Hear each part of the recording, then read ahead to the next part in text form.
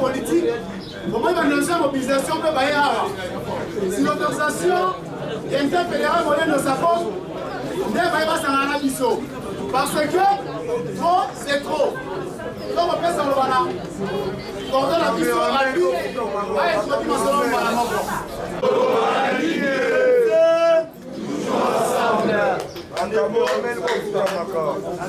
depuis vendredi, la semaine passée, nous sommes dans la presse, en réseaux sociaux de Congo-Bila, à Zalagi sous fake communiqué. Nous avons été fake. Nous avons été le Kouta. Tout le monde qui était directeur à cabinet, à Salaki Bokandé, il y a eu Makaboana. Fallait à Soukaona, lobby vers 22h. Nous avons devant télé la RTNC. Asutuka boye oh kaka mutu akomaki makambo toyebi yango te na TV aye konome babourgmestre na ville ya Kinshasa tokotika bango eleka boye olimi dezo nekota na mboka oyo mpona ye Kinshasa ezali yumbi yango bandako ilokile basibetier oyo totelemi boye. La Sima président de la République, Félix Antoine Tshilombo Tshisekedi, la directeur de cabinet, honorable Vital Kamerhe, combattant qui bantit valeur dans Mboka. Il s'est pour combattre bantit valeur. Rosimu Kendaki, pour l'Italie biloka boisson dans Mboka. Lelo oyo ye akoza makasi na nyonso azokanza ba pratique na bango ya kala wana ezo continuer kaka akende konome ba bourgmestre na prérogative ni na constitution ni na décret loi ni nyonso wana eza anticonstitutionnel a revoir ba juriste na ye atala ba conseiller juridique de malamu bamenye na mbeba lokola bamenye na mbeba akokutana bana ye sentere nyonso ye ha ondimani ngai tobanga ngobila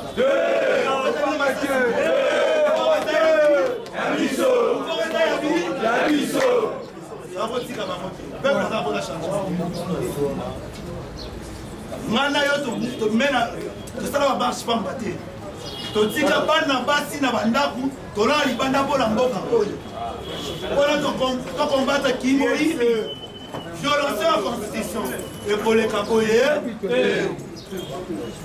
amona mosenga ya bilo bana mboka moni basife ezopesama pamba te il faut ayoka esika afandi ke ING kolekiselo mpona boye bakosakana na biso mokonzi mboka alobaki il faut adeboulonner alors biso ye nti tomoni moto azo deboulonner ezali ngobila eza nani ozobanga eza nani eza nani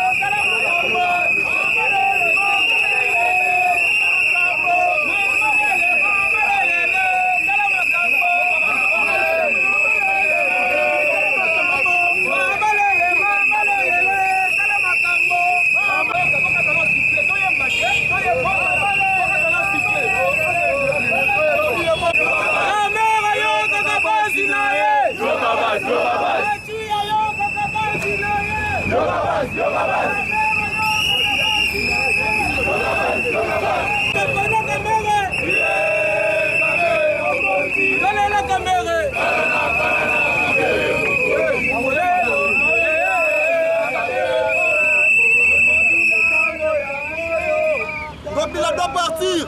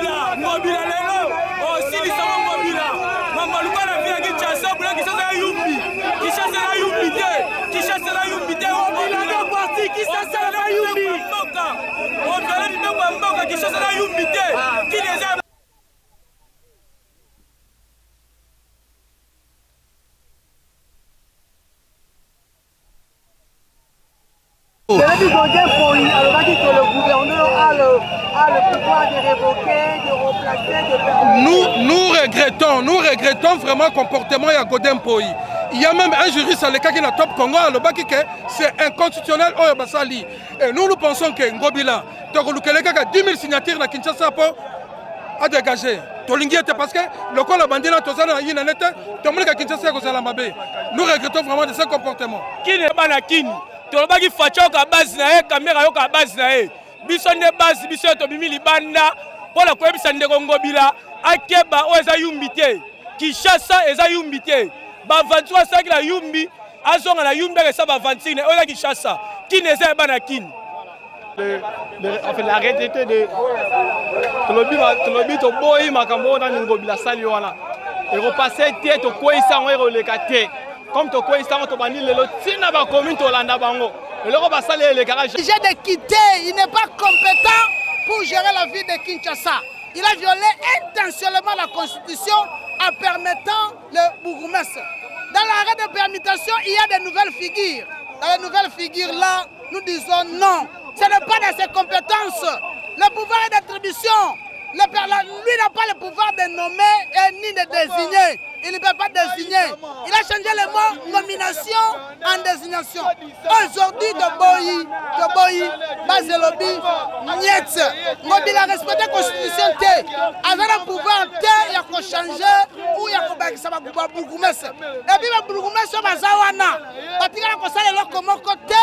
Et ça fait urgence. Avec la ministre intérieure, il a changé Moussala. Kinshasa Zali, Yumbite. Ne peut abroger une ordonnance présidentielle, même à titre intérimaire, jamais. On ne donne jamais les prérogatives à M. Ngobila de nommer le gouverneur, ni de Bourgmestre. C'est pourquoi nous voulons sa démission, qu'il démissionne. Je ne sais pas s'il nous a amené sa constitution, je ne sais pas de sa mère de qui, qu'il doit démissionner. On ne nomme jamais Bourgmestre sans autorisation. Il y a présent assemblée. Il y a un peuple congolais qui s'appelle Nalikambouana Tamokete. Parce qu'il y a dans la CA, présent assemblée nationale, on dit que Congo Mbimba, qui s'appelle Mbimba, qui s'appelle Nalikambouana T.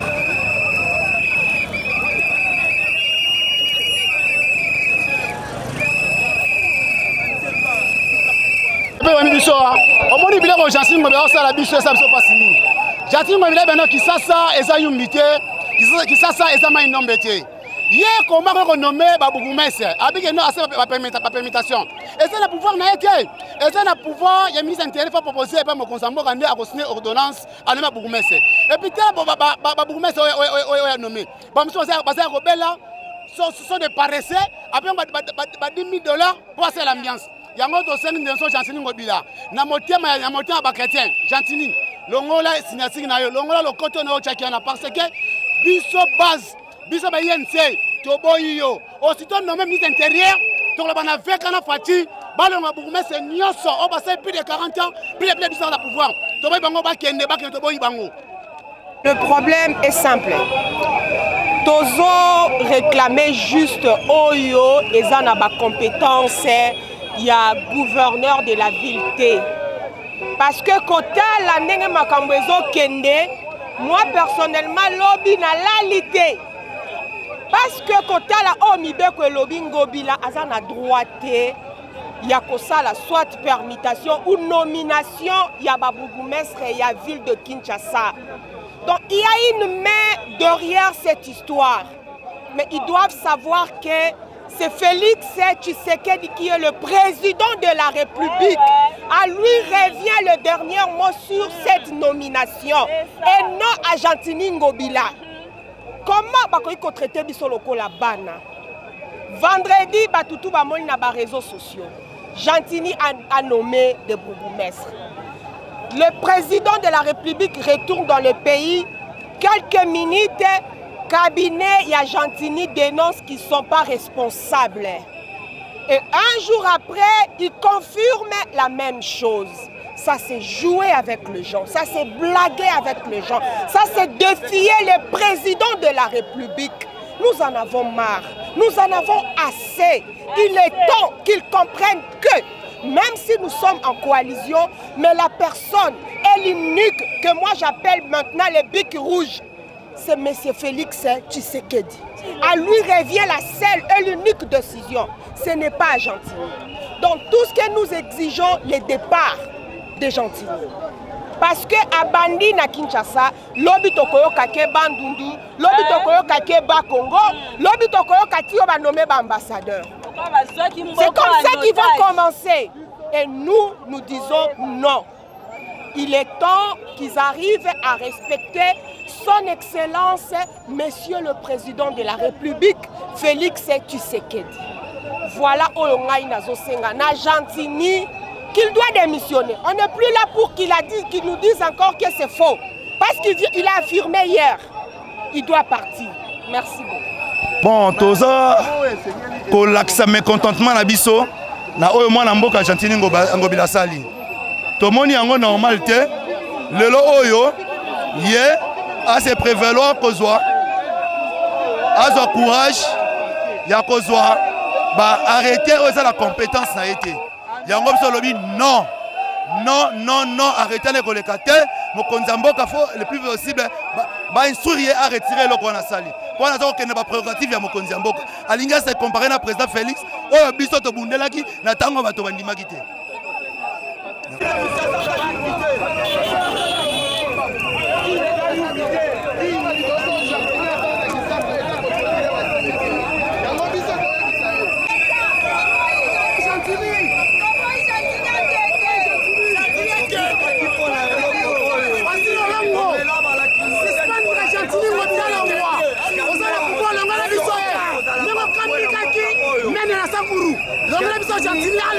C'est pas normal. Gouvernement à Kabila. Gentini n'allait pas oser. C'est parce que Félix a un bon cœur. Alors nous disons non.